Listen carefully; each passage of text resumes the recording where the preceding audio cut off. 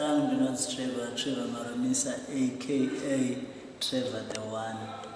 Jazz, Afro jazz, ndo music atinoridza. Ndinobva pakwekwa, tinogara pakwekwa. Music takamboitangira pakwekwe, so far ndine album 1 rinonzi Mukana, ndine masingles munoziva itirege kuti munofanira kuteerera. Album rangu rinonzi Mukana. So if you go on Facebook, YouTube, Instagram, mukatsvaka Artis Traver the One, uchaona ndiripo music yedu updates yamagigs. Anditye kushora kana ini ndaedza, zviro zviedzwa chero dombo ndobika, kusvikira rini chiverengera wakabvira rini.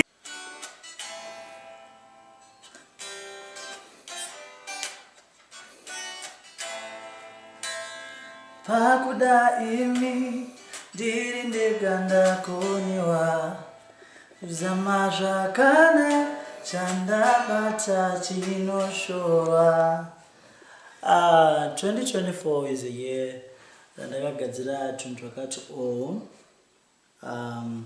ndikufanira kuburitsa second album probably muna August. Ndakatarisa kuti rive ne7 matracks. Ndichafichwawo nana mukoma wangu Aga nevamwe vandishataura navo. So far pane 1 track randakanchiimba iri ndiro rimwe renziyo dziripo. Album iri richange richinzi rirongere. Ramangwana ngarirongere guys.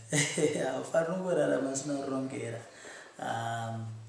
I'm looking forward to be moving around not only Zimbabwe but Africa.